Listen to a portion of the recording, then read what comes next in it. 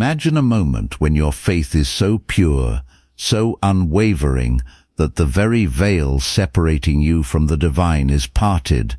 This isn't a fairy tale, it's a true account from the Book of Mormon, a testament to what we can achieve when we exercise faith in Jesus Christ. Our journey begins with a people facing great confusion and division.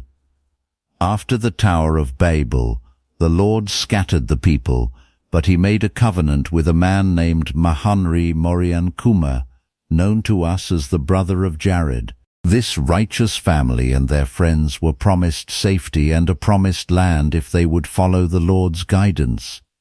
They embarked on a remarkable journey, led by a cloud by day and a pillar of fire by night, stopping wherever the Lord commanded. The Lord declared to the brother of Jared, "I will go before thee into a land which is choice above all the lands of the earth." Ether 1:42.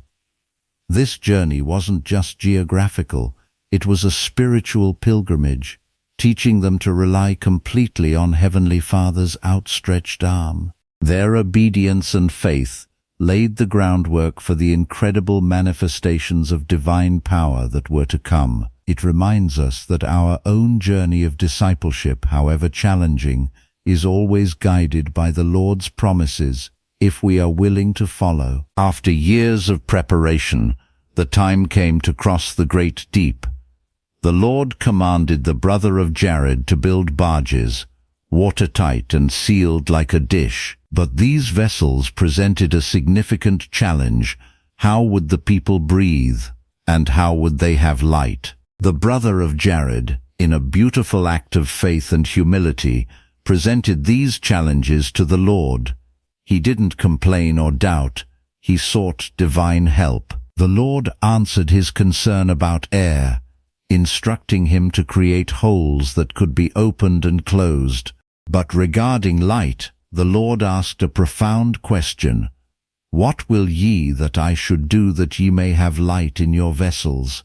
Ether 2:25. This was not a test of knowledge, but an invitation to exercise faith and agency. It teaches us that Heavenly Father often requires us to ponder, to exert our best efforts, and to come to Him with our proposed solutions, rather than simply waiting for Him to do everything for us. Our faith grows most powerfully when we actively participate in seeking answers. The Lord's question prompted the brother of Jared to act.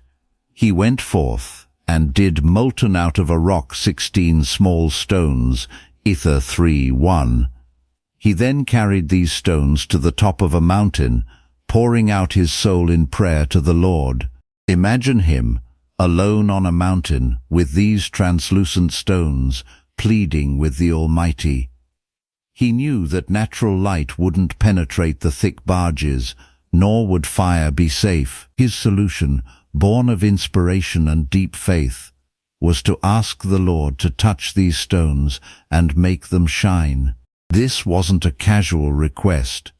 It was an act of profound spiritual courage. He understood that the Lord possessed the power to overcome any physical limitation, and he brought his humble offering, believing that divine intervention was possible. This teaches us that true faith often requires us to do all that we can, even if it feels small, and then to turn to the Lord with full expectation that He will do what we cannot. The brother of Jared's prayer on the mountaintop is a masterpiece of humility, reverence, and unwavering faith.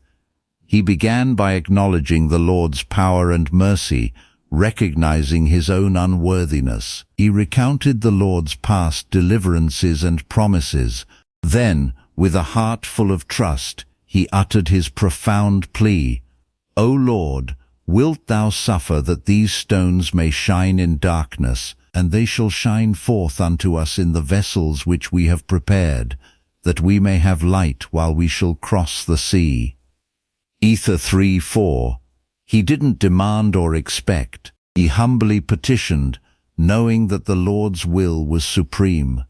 His faith was not just a belief in God's existence, but a firm conviction in His power and willingness to act on behalf of His children. His prayer was specific, heartfelt, and full of a desire to glorify God. It's a powerful example for each of us when we approach Heavenly Father in prayer, seeking His divine intervention in our own lives. And then the miraculous occurred. The Lord responded to the brother of Jared's plea in an astonishing way.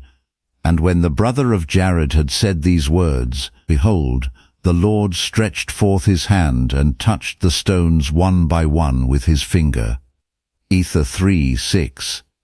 But the miracle didn't stop there. The brother of Jared, witnessing this divine act, fell down before the Lord, for he was struck with fear. Ether 3:6. What he saw was not just a light-filled stone, but the very finger of the Lord, a physical manifestation of God.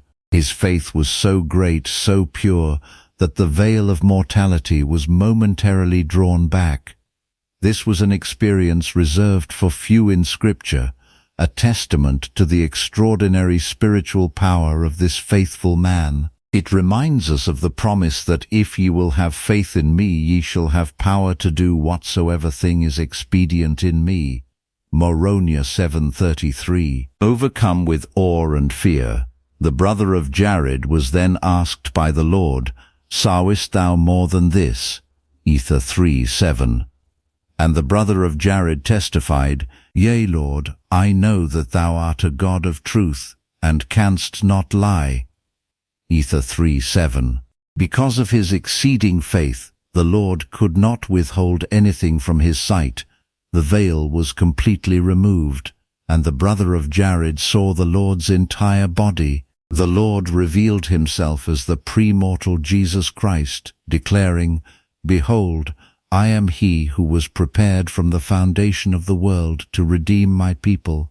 Behold, I am Jesus Christ. Ether 3:14. This profound vision revealed the very nature of God, that He is a God of flesh and blood, even in His premortal state. This was a direct, personal encounter with the Savior, a testament to His reality and His eternal mission to redeem us. It stands as one of the most powerful witnesses of Christ in all Scripture. The Lord's words to the brother of Jared are incredibly significant. Never have I showed myself unto man whom I have created, for never has man believed in me as thou hast. Ether 3:15. This statement clarifies that while many prophets had seen visions or manifestations of the Lord's glory, none had seen Him with such clarity face to face, entirely unveiled, without first being transfigured. The brother of Jared's faith was unique, so pure and perfect that it broke through the natural order. It was a faith that went beyond merely believing in God.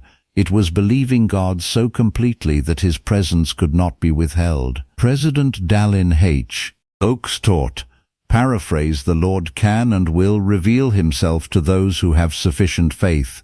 The Light and Life of the World, April 1987. This account is a powerful witness that our faith can indeed open the heavens and bring us closer to the Savior than we might ever imagine possible. While most of us may not literally part the veil in this life as the brother of Jared did, the principles of his experience apply directly to our daily discipleship.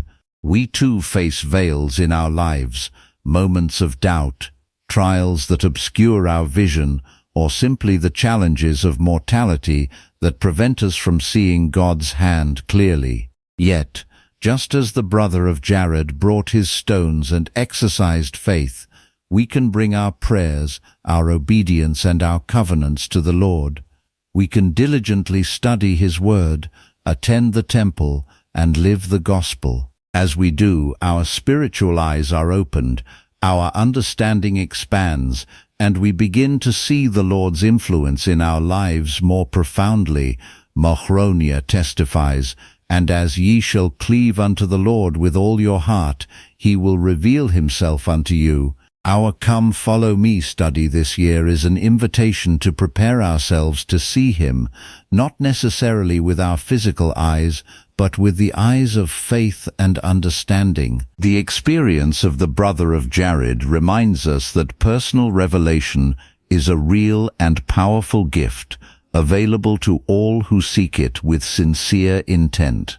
Through our temple covenants we promise to follow the Lord, and in return he promises to reveal himself to us, line upon line, precept upon precept. The Holy Ghost is the messenger of this revelation, testifying of Christ and illuminating our minds.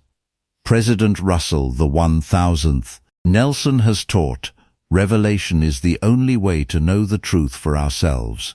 Revelation for the Church, revelation for our lives.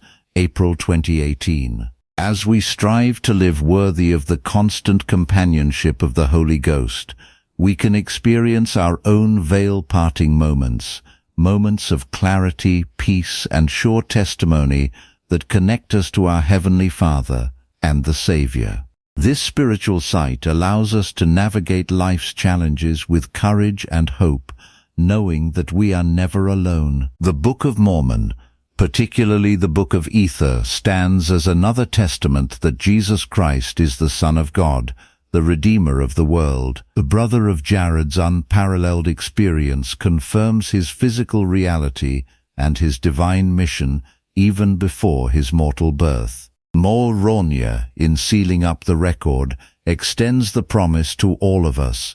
And when ye shall receive these things, I would exhort you that ye would ask God the Eternal Father, in the name of Christ, if these things are not true. Mormon 10:4. Just as the brother of Jared saw the Lord through his faith, we too are promised that if we seek with a sincere heart and real intent, we can receive a personal witness of these truths. Ultimately, the goal of our discipleship is to come to know Christ, to receive him, and to prepare ourselves for the glorious day when we too may stand in his presence, having our own veils removed through his atoning grace. I bear solemn witness that Jesus Christ lives.